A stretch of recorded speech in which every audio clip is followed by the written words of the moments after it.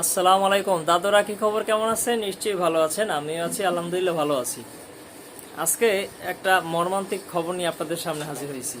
মর্মান্তিক খবরটাকেই আজকে সারাদিন ফেসবুকে অনেকটা পেজে, অনেকের আইডিতে এমন একটা নিউজ আসছে কিংবা এমন একটা খবর দেখতে পাইছি, যেটা আসলে আমরা যে মানুষ, এটা আমাদের ভাবনা চিন্তা করতে কষ্ট হয়।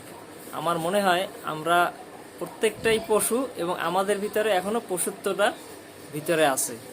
তা না হইলে একটা মানুষ একটা মানুষকে কতটা নৃশংসভাবে মারতে পারে, একটু যদি আপনারা না পড়েন কিংবা না দেখেন, তাহলে আপনাদের কল্পনার বাইরে এই ধারণাটা আর কি।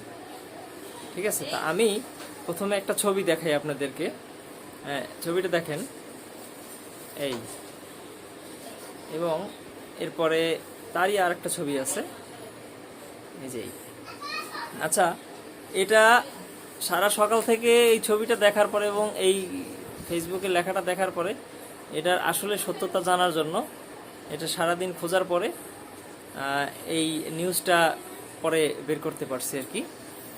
এই নিউজটা হলো আজকের নিউজ, এবং এটা একটা প্রথম আলো অনলাইন পত্রিকায় দিয়েছে আজকে।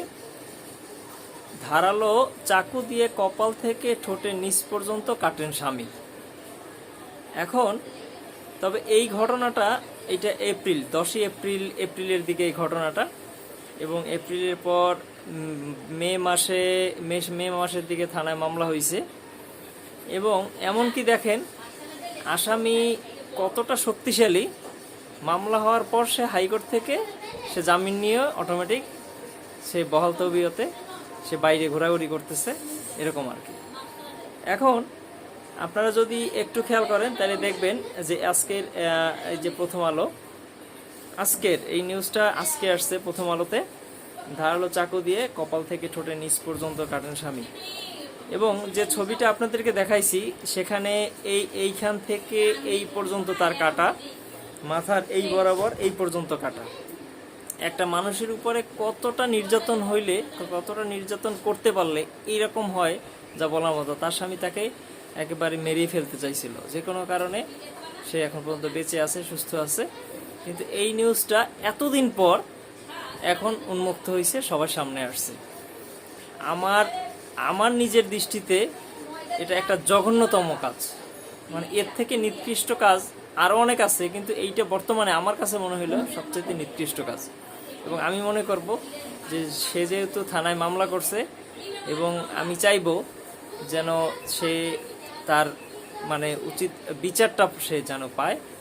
কারণ তার উপর যে পাশবিক নির্যাতন চালানো হয়েছে, আপনারা এই নিউজটা একটু কষ্ট করে পড়বেন। প্রথম আলোতে আজকে অনলাইনে সার্চ দিবেন, দেখবেন ধারালো চাকু দিয়ে কপাল থেকে ঠোঁটের নিচ পর্যন্ত কাটেন স্বামী। এখানে বিস্তারিত লেখা আছে। ঠিক আছে, তাকে প্রথমত মারা হয়েছে, হ্যাঁ, সে নাকি যৌতুকের জন্য মারা হয়েছে। এবার এখানে তার মানে এটা পারিবারিক একটা ব্যাপার স্যাপার আছে আর কি, অনেক হিজিবিজি আর কি। হ্যাঁ, তো এখন কিন্তু যতই কিছু থাকুক না কেন, একটা মানুষকে এইভাবে মারা, এটা আসলে মানে কোনো সুস্থ মানুষের কাজ না, অসুস্থ। এক কথা বলতে গেলে অসুস্থ মানুষের কাজ। কোনো সুস্থ মানুষ এইরকমভাবে একটা মানুষকে আঘাত করতে পারে না, মারতে পারে না। তার হাতে রিক্সার যে চেইন থাকে আর কি, সেই চেইন পেঁচানো ছিল, সেই চেইন দিয়ে তাকে আঘাত করা হয়েছে।